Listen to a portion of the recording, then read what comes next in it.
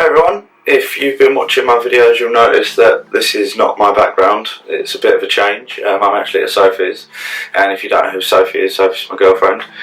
You can follow her. I'll put all of her links in the description box below. So if you've been living under a rock for the past couple of days, you won't have heard about a fantastic documentary made by the wonderful people at Knickerbocker Glory TV, directed by Mikey, who is the most fantastic human being in the world, and it was called Me and My Mental Illness. It featured myself, 5 other regular folk, and 2 celebrities, Alistair Campbell and Frank Bruno. If you don't know either of those people, then it featured 8 regular folks. Various aspects of mental illness were spoken about.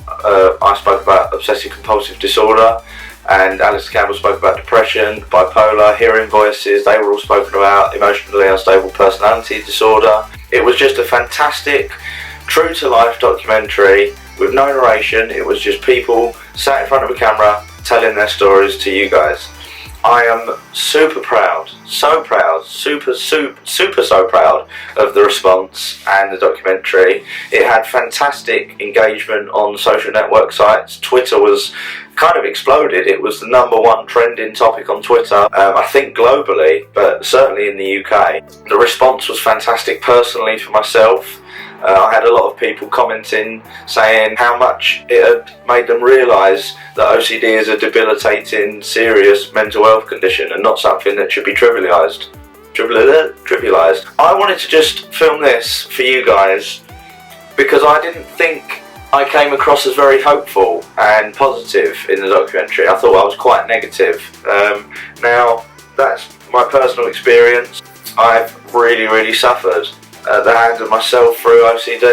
I can't sugarcoat it, I can't deny it, but what I do want to do now is be positive, because if you watched it and thought, oh well, all of the other people seem to be getting on, and obviously the little clip at the end with me and my dad on the bridge laughing and saying I'm working through stuff, which was lovely to see me and my dad smiling together and have that now sort of permanently on video, and it was just great for me.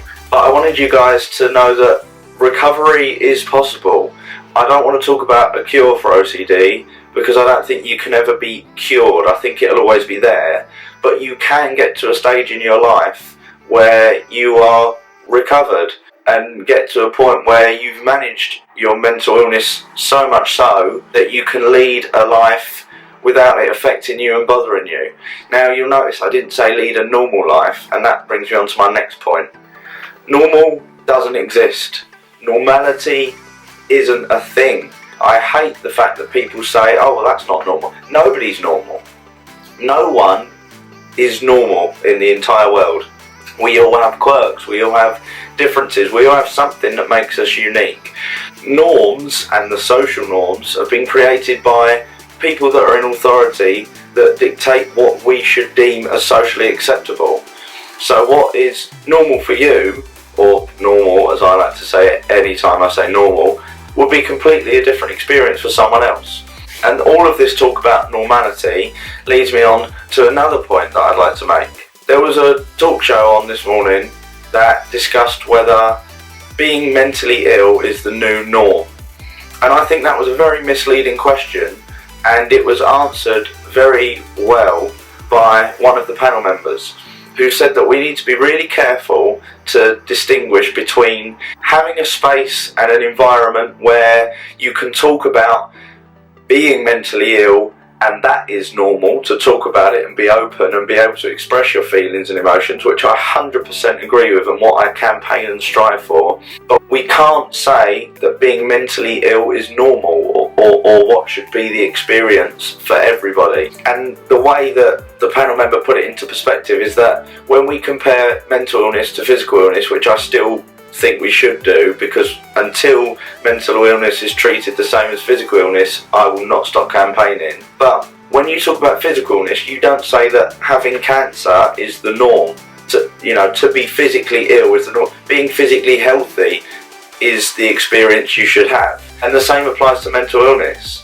If you are mentally ill, you should strive to be in recovery and to not be mentally ill. And I appreciate it's so incredibly hard and the health services aren't always there and the motivation and the strength and the desire to be well can be so hard to find.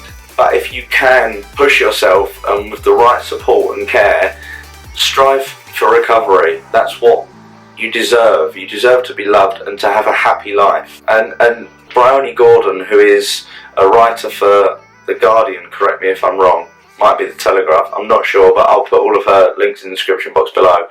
She has just written a book, again I'll put description in the box below, about her OCD and how debilitating pure O, or all of the obsessive thoughts, were for her, especially being a parent, and she articulated it so well. And I really think now we are hitting a stage where talking about your mental illness is becoming socially acceptable. The taboo is fading, but it is still so prevalent. The fact that talking about cancer decades ago used to be a massive no-no, it was the big C at best.